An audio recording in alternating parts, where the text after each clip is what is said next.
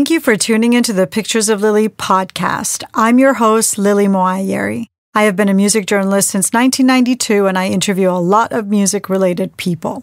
This podcast, which is named after the song by The Who, is about my experience behind the story, what my experience is doing the interviews, just to give you a snapshot of what it's like on the other side of the digital recorder. Pictures of Lily.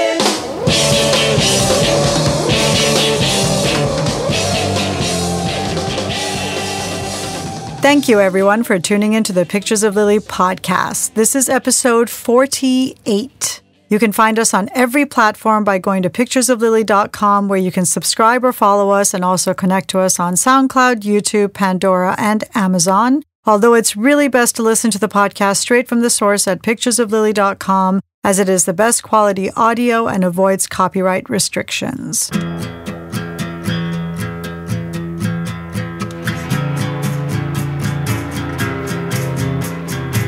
In this episode, I talk about my experiences with Black Rebel Motorcycle Club across a number of interviews over the last 10 or so years. Now she's gone, love burns inside me.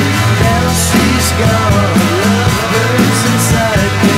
Now she's gone, love burns inside me. Here are a few snapshots of my experiences with Black Rebel Motorcycle Club.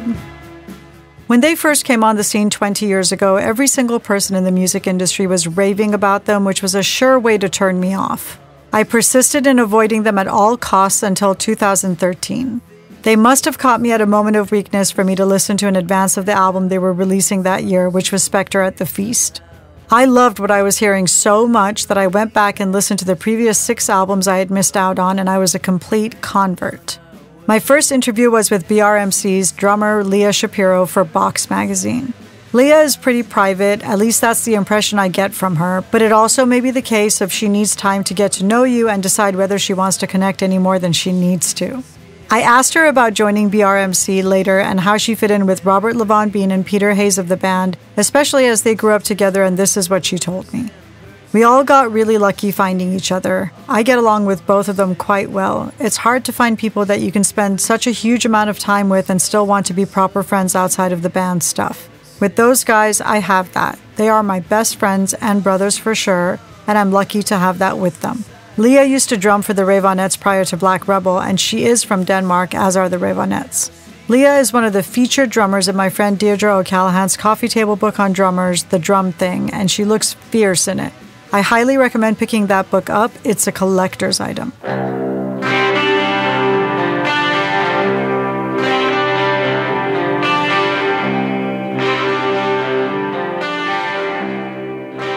Funnily enough, the one member of BRMC I used to see around town every once in a while was their original drummer, Nick Jago.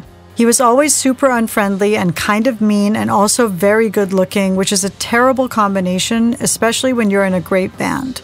I also interviewed Robert for the same album, entirely separately from Leah, for Under the Radar magazine. I shared my impressions of Nick with Robert, and I mentioned that I felt Nick was always mad at me, even though we don't know each other at all. And Robert said, "There's always a power that comes from things being stared at from across the room. I wouldn't want to for a second take that away from you, but Nick would give that impression to people a lot. We were always kind of at war internally with him. It was a really difficult relationship, and I loved him, still love him, I just can't stand him. It was really heartbreaking for us for a while to close the door. But in the end, I don't think people necessarily need to be good people to make great music, or really easy, composed, mature, loving, giving people. Usually you don't find that in rock and roll or musicians. I never expected that, but the one line I couldn't cross was the day all of the fighting and drama ended up taking away from the actual songs. This was when we had to change things. It's kind of like a love affair where you're fighting and you're having make-up sex and it's always tense and great and throwing things across the room at each other, but you always come back to that place. We stopped coming back to that place.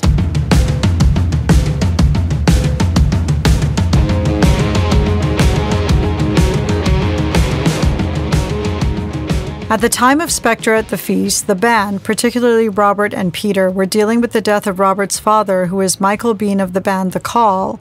You may remember them from their major hit, Let the Day Begin.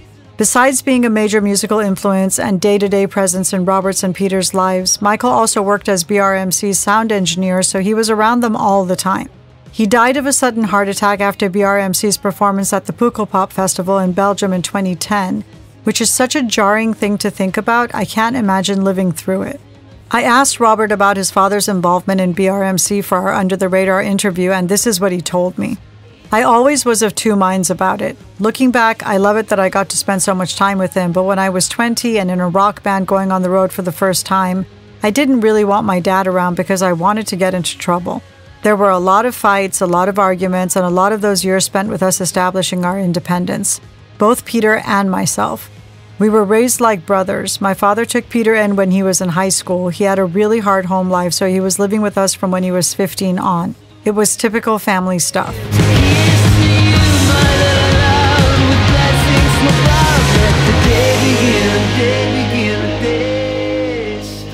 Speaking about Michael Biehn was a big part of the interviews around Spectre at the feast, and I asked Robert if it was helpful in his grief process, and he told me it's been the least helpful thing possible.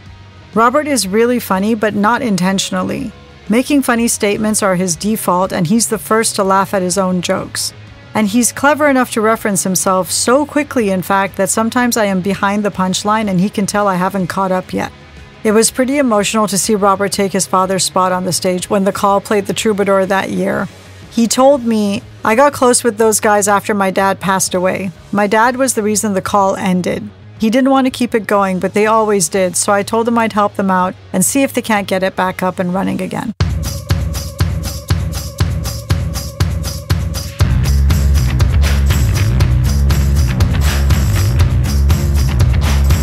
I interviewed Robert again 5 years later for BRMC's album Wrong Creatures for the Bay Bridged. At this point, Leah had been diagnosed with a serious brain condition. Robert, being funny again, told me, "We are a little cursed, but isn't everybody? Our hell is just more glamorized and heightened because it's in front of people."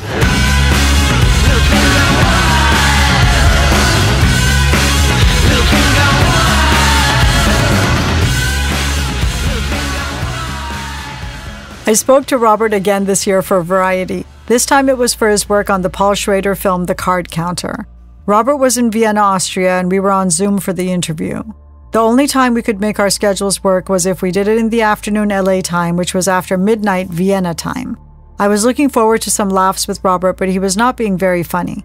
In fact, he was making very little sense. His music for the film is absolutely incredible. It's actually better than the film. And I thought I was asking him basic questions about the composing process and the songwriting process, especially as his father did the exact same job for the 1992 Paul Schrader film Light Sleeper 2 decades ago. So there was a lot to talk about. Robert was talking and talking and talking, and I was completely lost. And in the end, he would say, "I'm not sure if I answered your question," and I would say, "Sort of." And finally, I told him everything about the interview was sort of. He ended up going off the record, and we talked for over 3 hours. At this point, it was not an interview anymore, but a sharing of what we have been going through for the last year and a half. He told me I could put what we talked about out into the world, which is why I'm talking about it now. We have both taken on a lot work-wise since the pandemic, and we love what we're doing, but it's emotionally and physically taxing on us. We feel like we can't complain about it because we would be complaining about abundance. I told him how many assignments I had, which was and is a lot, and I said I couldn't really talk to colleagues about it because it would be like I was complaining about having too much good stuff. Plus, I have a lot going on at school as I'm trying to do everything I set up while we were remote and getting back on track with in-person education as well. And he said he felt the same way because while everyone in music is grounded from touring, he's scoring a film by Paul Schrader that's executive produced by Martin Scorsese, and he would feel like an asshole complaining about it to any other musician. He also had the added burden of scoring a film that is the mirror to the film his father scored. Robert was a teenager around the house when his father was scoring Light Sleeper, and he told me, "I was a snob and obnoxious and would say, 'This is shit, this is good.' I'd play a guitar or bass part and say, 'Try this, try that.' Sometimes my dad would use it. Paul wanted this connective quality, but he was also wrestling with how much to go there. Same as I was.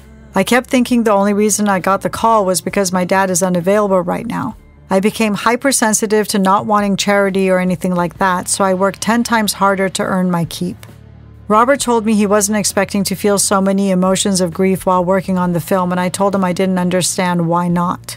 He asked when the grief about his father's death would stop, And I said that very day at lunch, I was reading Michelle Zanner of Japanese Breakfast memoir, Crying in H Mart, and that I burst out crying at some of the things she was describing her late mother would do for her, as it reminded me so much of my mother's constant devotion and sacrifice, and that my mother has been dead for over 30 years and those emotions are just barely beneath the surface.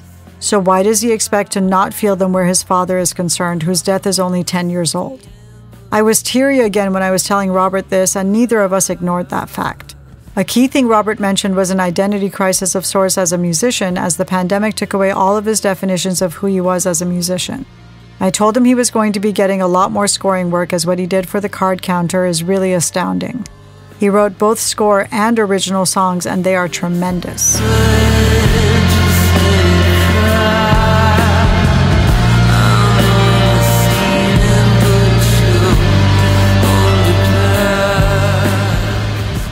Robert didn't give me any information about what was going on with Peter and Leah. I know they were together as a couple. I don't know if they still are. And I don't know if Black Rebel will be having a record soon. But I can retell somewhat of an anecdote about Peter that the band's manager shared with me when I saw Peter after one of the shows, working alongside the roadies to break down the stage. That was the moment I was introduced to Peter, and he was very nice and polite and smiled a genuine smile. And when I asked the manager what was going on with Peter roadieing, he said that Peter couldn't stand the thought of being in a dressing room while people worked to take care of his gear, and felt that he should be working alongside them. Their manager also told me that Peter would give up his apartment to friends who needed a place to stay on a regular and ongoing basis and end up couch surfing until his friends got back on their feet. I don't know that I could ever tell Peter I know these things about him, but I've put it down here.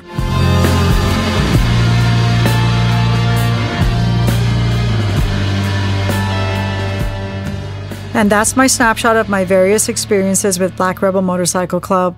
Better late than never. All of my writings on the band, previous and current, are linked at picturesoflily.com.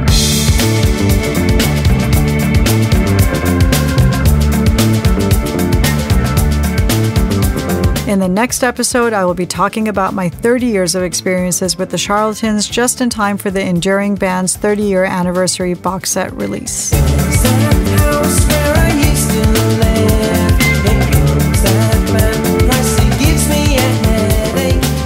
From myself and my co-producer, director, editor, Lawrence Schroeder, thanks for listening. And if you have a chance to subscribe or follow the podcast on any of the podcast platforms, please do so. And please rate and review. You can connect to us on picturesoflily.com, and from there you can choose your preferred podcast platform, or SoundCloud, or YouTube, or Pandora, or Amazon. You can also find the playlist for the podcast episodes on Spotify and YouTube. There's also a Pictures of Lily newsletter that goes out when each podcast episode posts that you can subscribe to on picturesoflily.com.